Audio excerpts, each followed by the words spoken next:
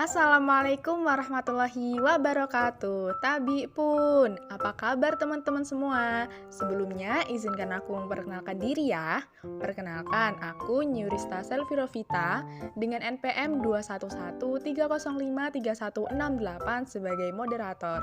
Di sini aku nggak sendirian loh.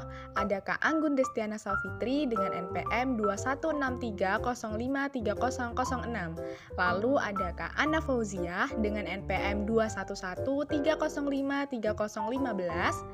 Ada Kak Galuh Ramadan dengan NPM 21130530063 dan juga ada Kak Kurota Aini dengan NPM 21130530012. Kami dari kelompok 3 keterampilan berbahasa Indonesia akan menyampaikan materi mengenai keterampilan membaca.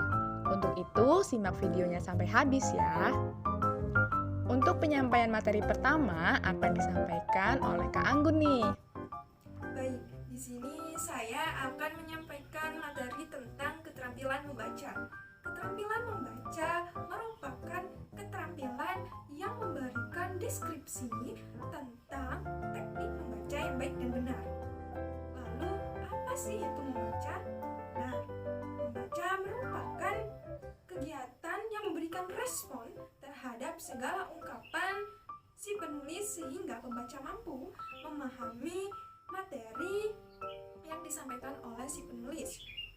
Selain itu, kegiatan membaca juga merupakan pemahaman ide dan aktivitas pembaca yang diiringi dengan ungkapan jiwa si penulis dalam memahami dan menghayati bacaan tersebut dengan baik dan benar.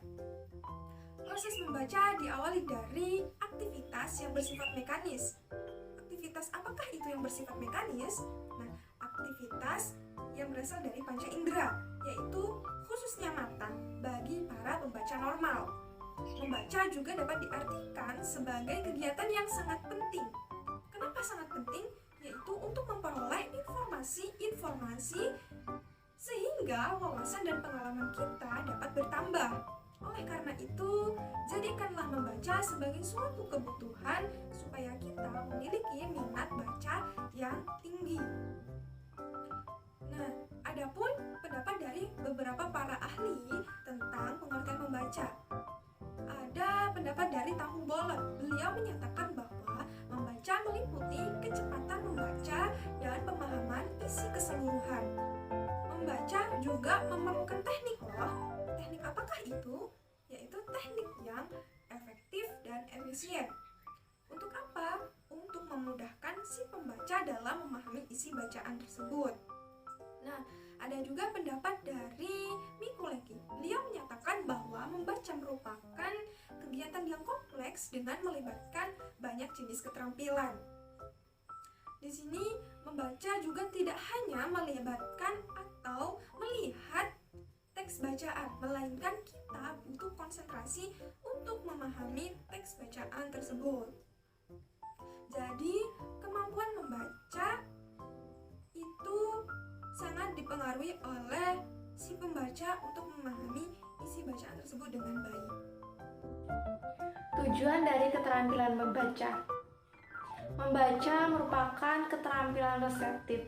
Secara umum, membaca ini bertujuan untuk memperoleh informasi ataupun pesan melalui bahasa tulis. Tujuan dari keterampilan membaca, yang pertama, membaca ini tujuannya untuk menghayati keindahan isi pada sebuah teks. Lalu yang kedua, membacakan teks kepada peserta didik dapat membuat mereka lebih memahami sebuah bacaan. Lalu yang ketiga, mengulas kembali pengetahuan yang telah lampau sehingga pengetahuan tersebut bisa menjadi lebih solid. Lalu yang keempat, mengkoneksikan pengetahuan lama dengan pengetahuan baru. Lalu yang kelima, mengumpulkan data sebagai tujuan untuk menyelesaikan laporan berbentuk tulisan. Lalu yang keenam, memahami sebuah struktur bacaan. Lalu yang ketujuh, menambah wawasan, pengetahuan, makna pada sebuah bacaan untuk meningkatkan level sosial individu dan juga kelompok grup belajar.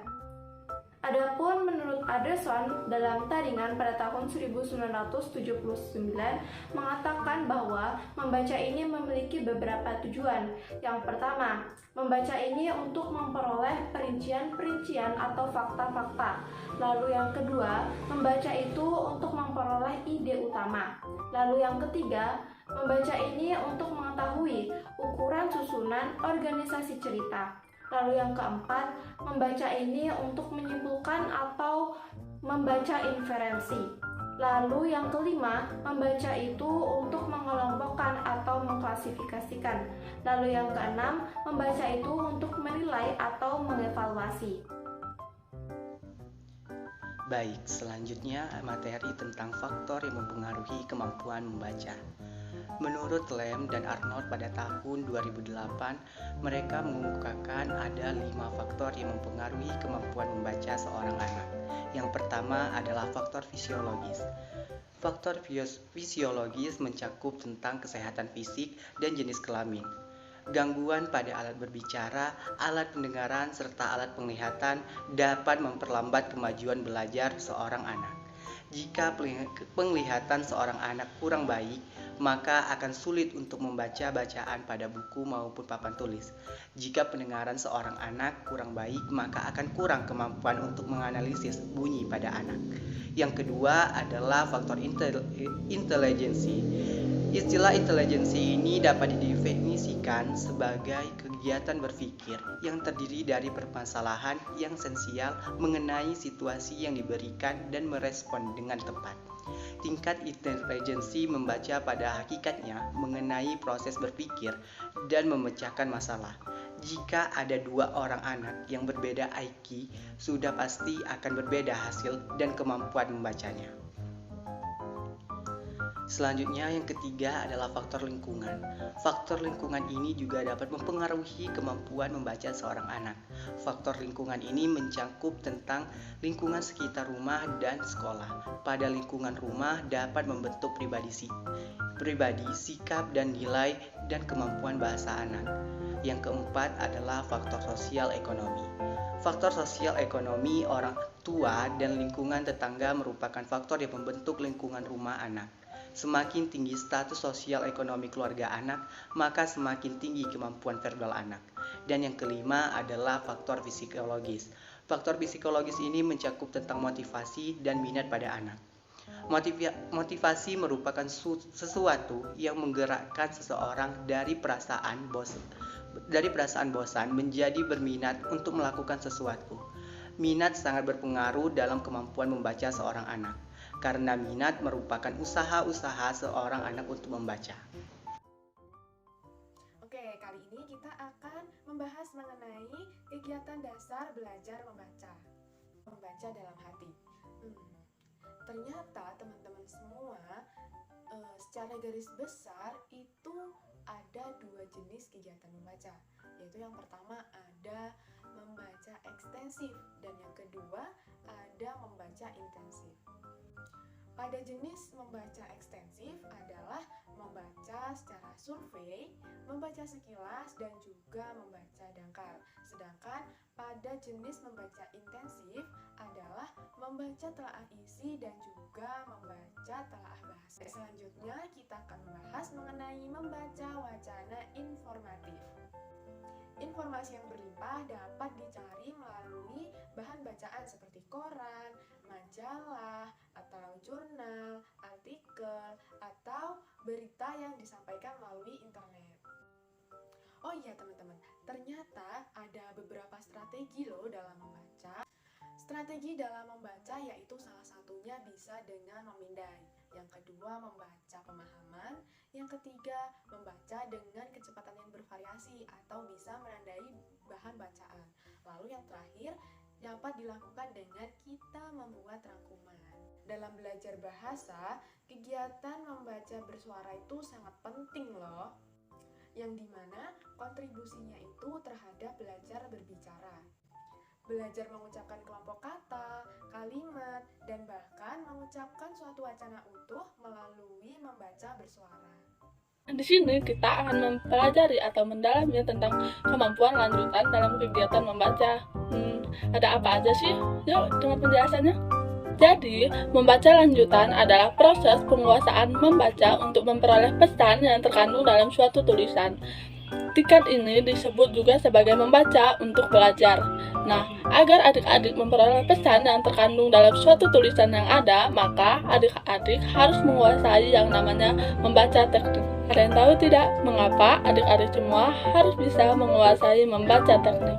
Sebab membaca teknik adalah dasar dalam lanjutan membaca yang akan diajarkan oleh pendidik atau pembaca dalam kelas tinggi yang ada di sekolah dasar. Tujuan mengapa kita harus belajar membaca lanjutan. Yang pertama, adik-adik mampu membaca dengan lancar dan juga dapat mengulangi isi dari cerita tulisan tersebut dengan kata-kata atau bahasa adik-adik sendiri. Yang kedua, adik-adik mampu membaca dengan lancar dan juga memahami isi dari cerita tersebut. Yang ketiga, adik-adik mampu mencari kata-kata yang sulit atau sukar untuk dimengerti oleh adik-adik melalui sumber-sumber seperti kamus dan juga internet. Yang keempat adalah adik-adik bisa memahami atau menyerap isi cerita yang terkandung dalam suatu puisi atau juga drama. Sehingga apabila adik-adik semua memahami dari isi cerita tersebut, adik-adik dipastikan memberikan tanggapan atas cerita hal itu, baik itu tanggapan positif ataupun tanggapan negatif. Yang kelima adalah adik-adik mampu membaca teks bacaan dan juga menyimpulkan hasil bacaan yang adik-adik baca dengan kata-kata adik-adik sendiri. Yang keenam adalah adik-adik mampu membaca teks bacaan secara cepat dan juga mendapatkan gagasan catatan-catatan pokok dari bacaan itu. Yang ketujuh adalah adik-adik mampu membaca teks serta dapat mengutarakan pendapat yang adik-adik miliki dan juga menanggapi tanggapan mengenai isi dari bacaan itu. Jenis-jenis dalam membaca lanjutan. Jenis yang pertama adalah membaca pemahaman. Dalam membaca pemahaman ini adalah salah satu bentuk dari membaca atau kegiatan membaca yang lebih difokuskan atau ditekankan pada pemahaman dari isi-isi bacaan itu. Jenis yang kedua adalah membaca memindai atau sering juga adik-adik dengar dengan kata membaca tatap. Ini merupakan kegiatan membaca yang tepat untuk memperoleh informasi. Jenis yang ketiga adalah membaca layar atau membaca sekilas. Pada jenis ini, membaca membuat mata kita lebih cepat bergerak sehingga kita lebih berfokus pada tulisan-tulisan yang mengandung unsur umum yang terkandung dalam suatu bacaan. Yang keempat adalah membaca intensif.